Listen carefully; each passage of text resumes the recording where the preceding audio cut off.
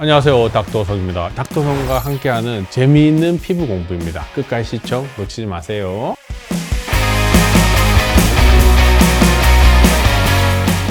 제가 환자들이 모공 치료나 흉터 치료를 하러 왔을 때 얼굴이 붉은 사람들은 어떤 얘기를 하냐면 먼저 붉은 걸 먼저 치료해야 된다고 정말 강조해요. 이럴 때 제가 비유하는 내용이 어떤 거냐면 모래 위에 집을 지으려고 할 때 정말 실력이 좋은 사람은 모래 위에 1층, 2층까지도 지을 수 있어요. 그러면 3층, 4층을 올려야 되는데 집안이 모래로 된 건물은 3층, 4층을 쌓아 올릴 때 그 무게를 버티지 못하고 무너지게 되면 대부분 더 심해지거나 악화돼요. 그러면 이런 건물들을 높게 쌓으려면 가장 중요한 게 뭐냐면 바닥을 콘크리트와 단단하게 만들어줘야 돼요. 즉 이런 과정들이 뭐냐면 피부에 붉은 걸 없애주는 과정들이에요. 그러면 치료를 하면 할수록 단계적으로 계속 건물이 올라가게 돼요. 그 전에 먼저 무리해서 붉은 상태에서 이 건물을 쌓아 올리려고 하면 장기적으로 보면 결과값이 되게 좋지 않게 나와요. 그렇기 때문에 모든 치료에서는 붉은 거가 있으면 먼저 해결해주고 그 다음 단계를 넘어가는 게 좋은 결과를 만들 수 있다는 거. 이렇기 때문에 여러분들은 그 단계를 꼭 지켜주세요.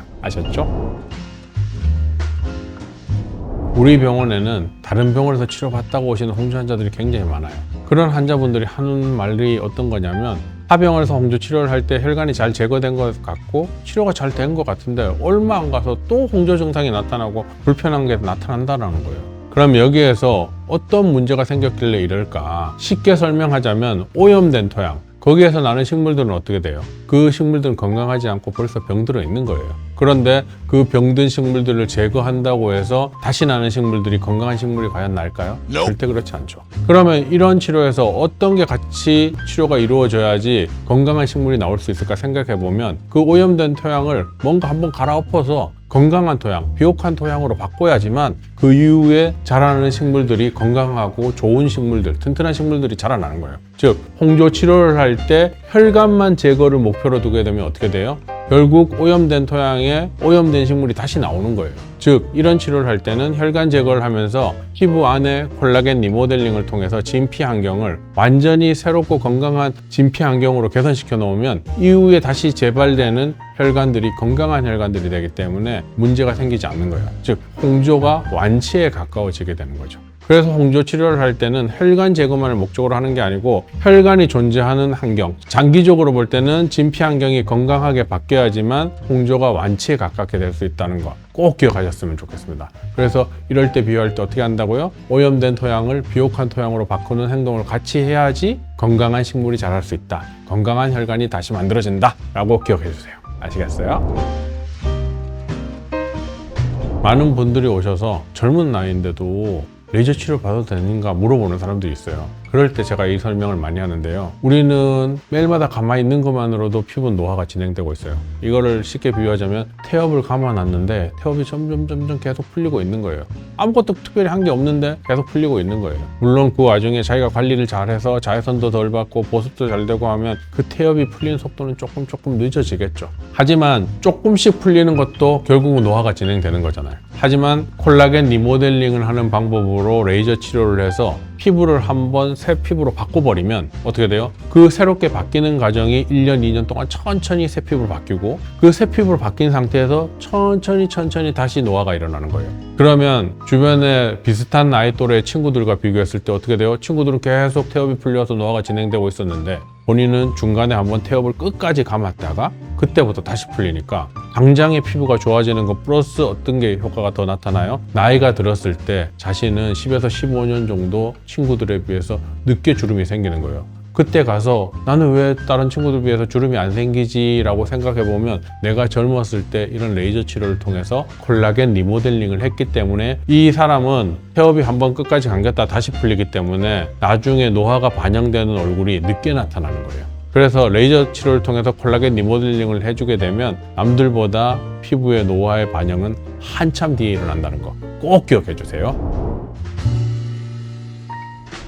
제가 환자들한테 콜라겐 종류나 이런 것들을 설명할 때 비유를 이렇게 많이 하는데요. 우리의 콜라겐 중 피부에서 의미를 갖는 콜라겐은 어떤 것들이 있냐면 1, 3, 4, 7, 8이 있어요. 특히 1과 3이 굉장히 중요한 역할을 하는데요. 1은 진피 하부에 열이 가해질 때 주로 만들어지는 콜라겐들이에요. 대신 이 친구들은 문제가 뭐냐면 되게 천천히 만들어져요. 하지만 만들어지면 튼튼한 골격을 만들기 때문에 굉장히 튼튼한 피부를 만드는 데 도움을 줘요. 이것은 비유하자면 나무의 나무 가지 같은 거예요. 그런데 그 나무 가지가 너무 늦게 나네? 그러면 환자 입장에서 어떻게 돼요? 치료했을 때 시각적으로 변화되는 모습이 너무 늦게 나타나니까 만족도가 떨어질 수 있죠. 그럴 때 우리가 쉽게 할 수 있는 건 뭐예요? 그 나무 가지에 잎사귀를 막 붙여주는 거예요. 그 잎사귀가 결국 뭐예요? 콜라겐 타입 3에 해당하는 거예요. 콜라겐 타입 3는 진피의 상부, 유두층에서 기계적 데미지, 손상에 의해서 만들어지는 콜라겐이에요.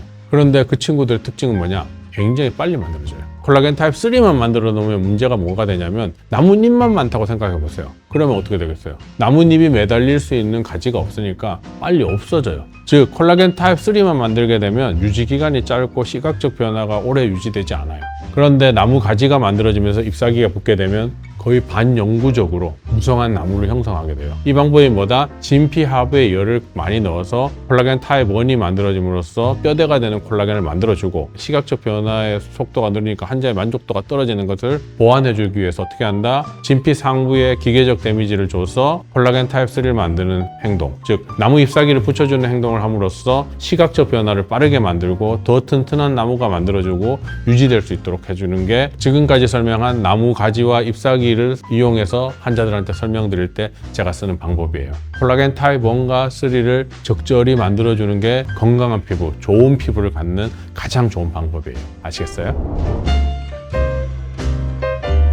나이가 들면 피부 처짐이 왜 생기는지 과거의 영상에서 제가 설명드린 적이 있어요. 어떻게 돼요? 피부 안에 있는 지방이 소실되면서 껍데기가 많아지니까 처짐이 생기고 피부 안에 있는 인대들이 나이가 들면서 탄성을 잃으면서 늘어나니까 그것 때문에 피부 처짐이 생겨요. 결국 나이가 들면서 이런 피부 처짐, 탄력 소실은 단백질이 원래 가지고 있는 기능을 잃었기 때문에 나타나는 현상들이거든요. 그러면 그 기능을 잃어버리는 단백질들을 과거로 돌릴 수 있는 방법이 없을까를 생각해보면 여기서 할 수 있는 게 뭐예요? 단백질에 열을 가해주는 거예요. 이때 현상들을 설명할 때 어떻게 해요? 뜨거운 후라이팬에 계란을 탁 깨서 떨어뜨리면 어떻게 돼요? 계란이 확 쪼그라들면서 작아지죠. 그러면 피부 안에 강한 열이 들어가면 인대에 그 열이 들어가서 온도가 높아지게 되면 어떻게 돼요? 그 인대는 단백질이니까 확 쪼그라들면서 피부 안쪽으로 갖다 붙어버리는 거예요. 그러면 처진 피부들이 쫙 펴지게 되겠죠. 결국 이런 리프팅의 원리들은 단백질에 열을 가해서 피부가 응축되는 현상들, 즉 인대가 응축돼서 안쪽으로 붙는 현상들을 최대한 이용해서 만들어내는 결과물들이에요.